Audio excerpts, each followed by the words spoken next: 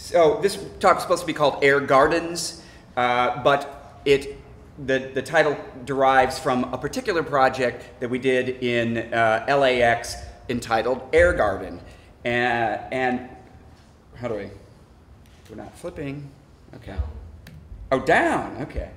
Let me give a little bit of background about how I see my role as a designer, as a, quote, artist, working within the context of a big international airport.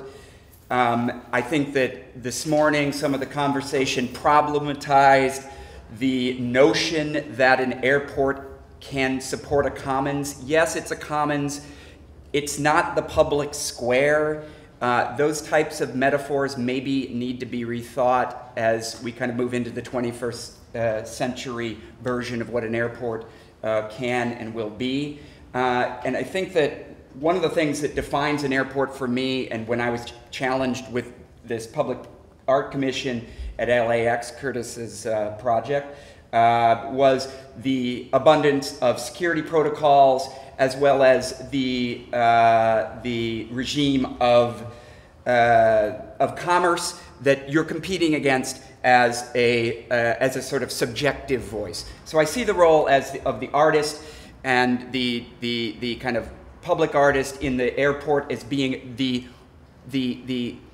precise insertion of a subjective viewpoint within this very, very rigidly defined typology. So we're giving this 1% of the money for somebody to do anything what they want, which is also a very much a problem, because I don't think that the role of an artist in an airport is the same as the role of an artist in, say, a gallery over on Anderson Street. The role of an artist in an airport is barely that of an artist. It's primarily that of being a kind of experienced designer or an architect. I like to think of my job as being that of the garden designer within the city. Again, it's a problem to call the public art experiences within an airport gardens or the commons, but that's the paradigm, the operational paradigm that I work within when I'm doing a project in one. LAX was quite smart, I think, in identifying local people who they thought would give LAX a sense of place. So they worked with 3 local artists: Pay White, Mark Bradford, Gaston, and myself, Ball-Nogues Studio.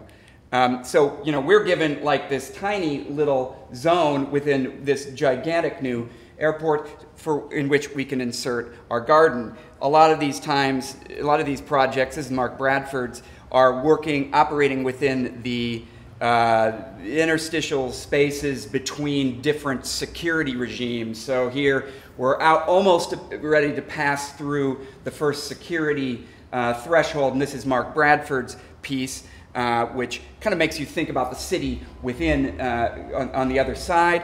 And then Pay White's piece, which is in the quarantine zone or the sterile corridor. This is kind of international space that you are in once you deboard an international A380 en route to the passport checkpoint. And then our piece, which is at the boundary between the passport security zone and the baggage claim. So we're working within this space that has so many stakeholders that it's, again, going back to being an architect that has to negotiate this little space to work within,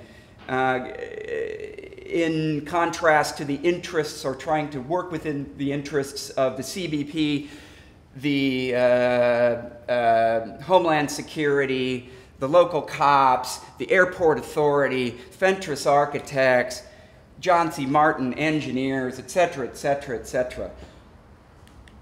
So that's the space we're given.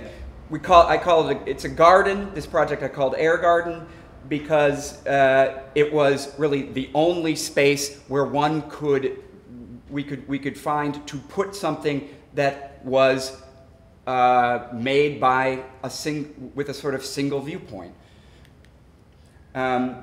the idea here was to use the light well as a kind of to register the movement of light through the space throughout the day. So this piece is comprised of 7,000 individual chains that are hanging in space, each of which has been painted precisely to record the shadows of the light that passes through the light well. And so the idea is that it would be something that would reward you over multiple visits to the facility, because this is a place of movement. The piece was also meant to engage one's movement. It's not a piece that's about lingering. It's a piece that's meant to be different from every single vantage point. Let me just move through these quickly. Talking about the how and the why, focus a little bit more on the how. It's comprised of only 4 colors, but as one moves around the piece, the colors blend optically, kind of like a Ben-Day dot system in printing.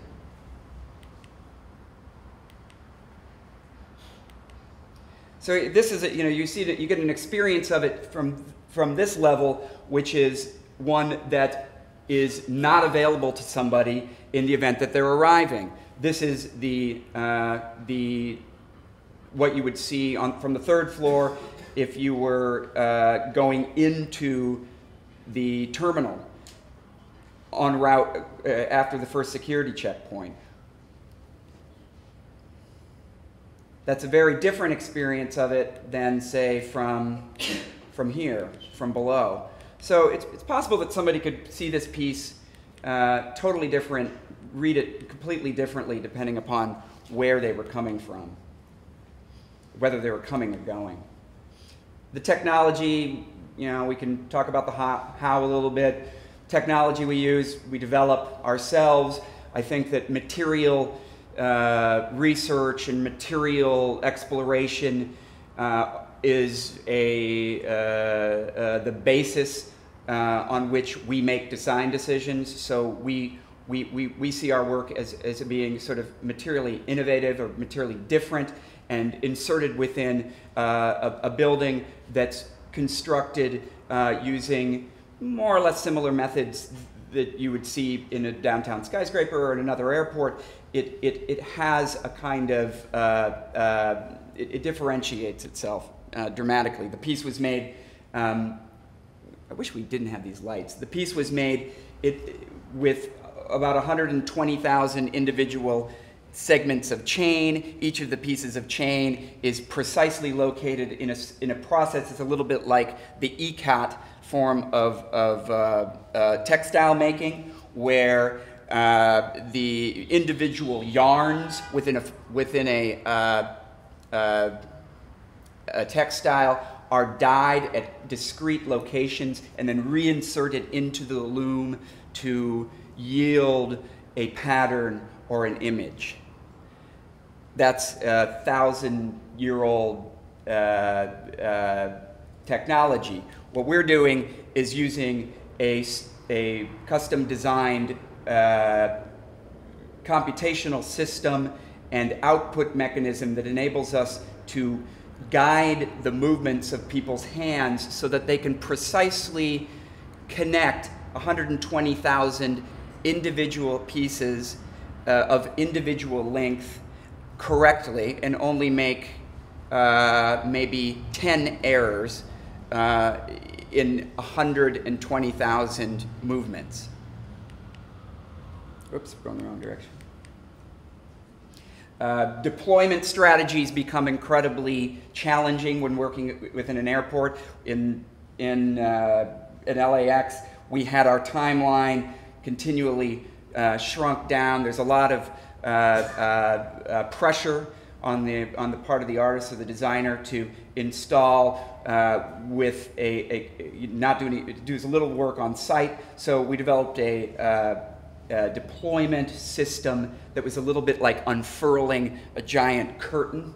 So this is the piece getting lifted out of a collection of boxes, all of the 7,000 individual chains individually wrapped as they get unfurled and lifted sequentially over the course of 2 weeks. There it is going up. There it is at the top, the connection system. I should also mention this piece had to be shoehorned within a structural system at the skylight that was not designed originally to accommodate it. And the airport was moving along at this rapid clip, the design of it. Our contract was not moving along at a rapid clip. Therefore, the skylight was not designed specifically to hold the 7,000 pounds of this piece. So the process became one of optimization back and forth with John C. Martin and Burrow Happold, our engineers, to build this thing within razor-thin margins. A new project with no title at the San Diego airport. Looks like I got about another 3 minutes.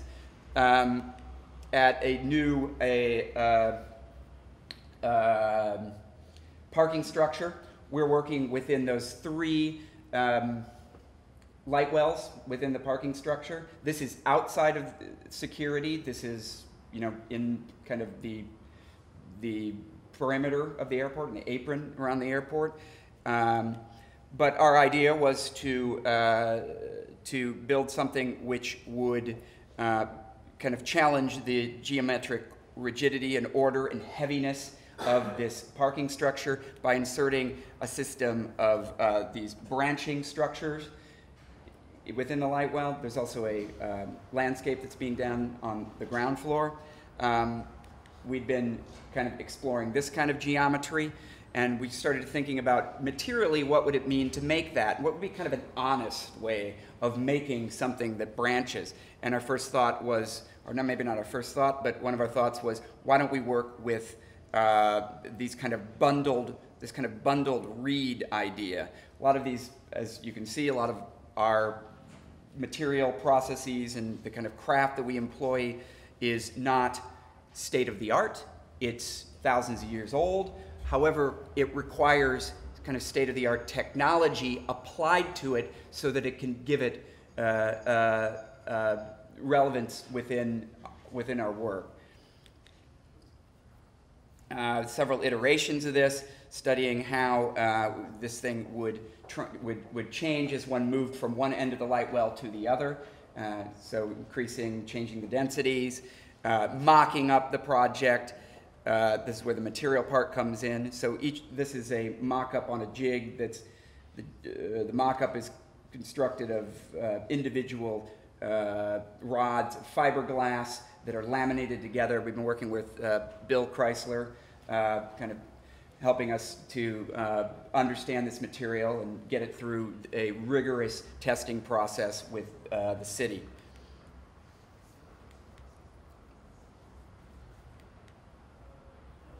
I think that that's probably, again, like what I was saying about the role of the artist being that of an architect.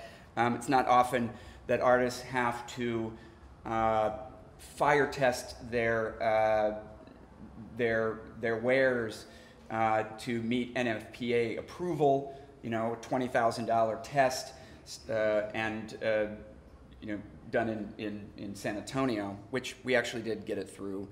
So the project's moving forward. There's a tremendous amount of risk in taking in this kind of work, in that, if that doesn't go through, if it doesn't get passed, we need to kind of make a U-turn, or we need to change directions very, very rapidly, because deadlines in these projects don't slip. But our solution was to encapsulate the entire bundle of fiberglass rod within a coating which would, when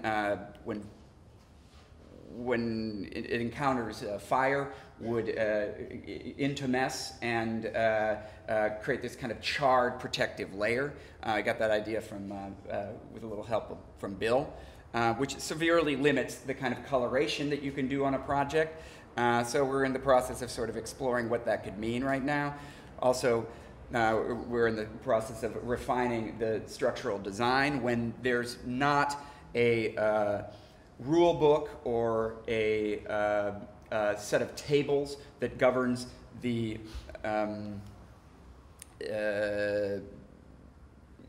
engineering of a material, you've got to test it yourself. So a little bit of examples of that. And here's the kind of the latest iteration, looking at how this piece fits together, how it will be deployed on site. That's determining a lot about the design. We're finally getting there. Come to the San Diego airport and check it out next time you fly through there. That's all the time I've got. 3, 2, 1. There you go.